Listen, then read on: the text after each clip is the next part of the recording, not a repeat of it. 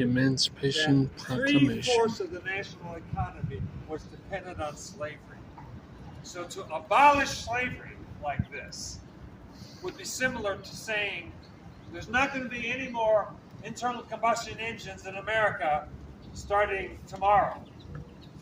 So what's that going to do? Can't mow your lawn, can't get to work, can't drive a school bus, and that's a roughly parallel in the significance of what was going on. And so by November, there was once again enough disgruntled people in America, not only because there hadn't been any more military victories, but because of all the economic fallout over the Emancipation Proclamation. So, when Lincoln gave this address, as Will is going to in just a moment, it was in part to encourage people, and you'll hear that when you hear Will, and you can encourage him by listening. And but the committee only asked him to give a few brief dedicatory remarks. So he knew he needed to keep it short and sweet, like the old woman's dance. No, Lincoln said that. But you know, Lincoln was very good at prose, and I think he was good at prose because he practiced poetry. And in those days, they didn't have free verse. So poetry had to rhyme, and it also had to be in a certain meter. And what does that mean? It went da da da da da da da da da da. Da da da da da da da da da da da da da da da. You get it?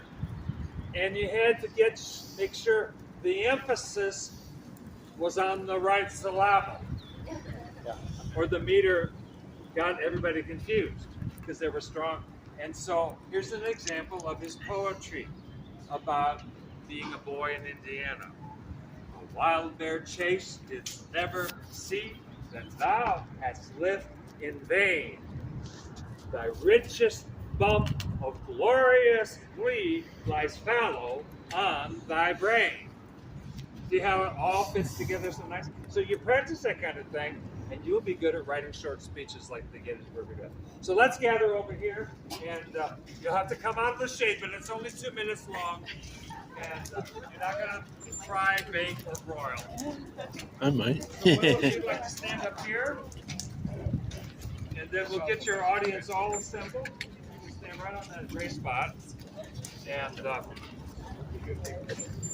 so I'm going to be like the sheepdog and get y'all herded up close here. Because I, as a professional speaker, actor, I know what it's like.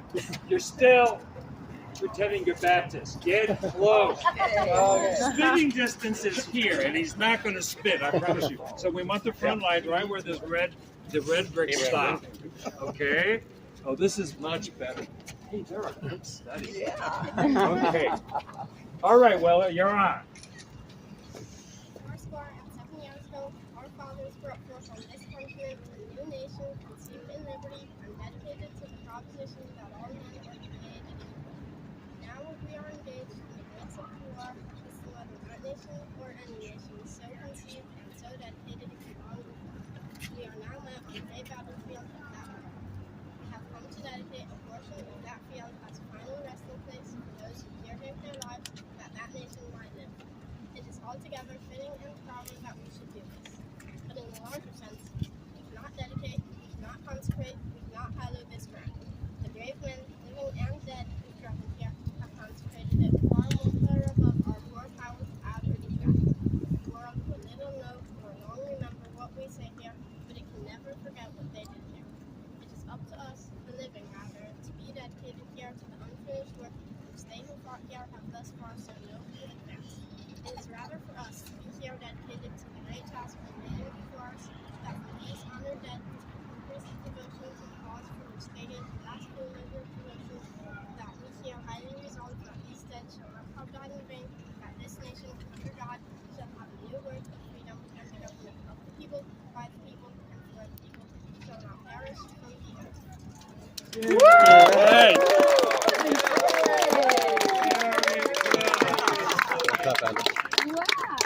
Does anybody have a question for Will? Well, he's hoping not. You have to practice it. How many times did you have to listen to it? The dad. Anybody else? Okay, well, I'll close with one last comment.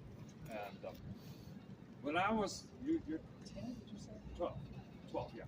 When I was actually younger than you, but I grew up in the Lutheran church, and we had something called confirmation, which meant that until you were about 12, you had to memorize tons of stuff, so that when you were confirmed, which meant you were now an adult in the church, you could answer all these questions in front of the whole church. So I spent all kinds of time memorizing when I was younger than you. And you know what happened? I still remember that stuff. Wow. I can quote you Luther's definition of the fourth commandment just like that. So now modern education has thrown out memorization as if it's useless. That is not true. I have memorized not only Bible things, but I've memorized tons of Lincoln works. And over the years, every time I recite, not necessarily every time, but repeatedly, as I have recited something that I learned years before, I went, well, duh, I didn't realize he meant that. New revelations come. Same with Bible passages, but still. That's the beauty of memorizing. You don't have to understand it all to memorize it. Believe me, the more you memorize, the longer it'll stay when you're young. And you'll understand more and more later as the years go by. You remember and you go, oh, I never realized it meant that. So make sure your kids memorize something, at least their name and address, please. Okay. Well, congratulations. Thank you very much. You made it up.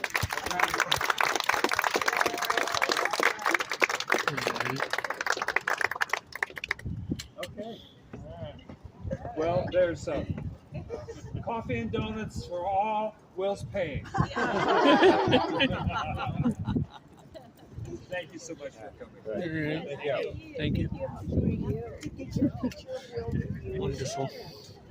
And anybody want to do photographs? Tell my Will. You can do that while you're here. Oh, okay, you're right.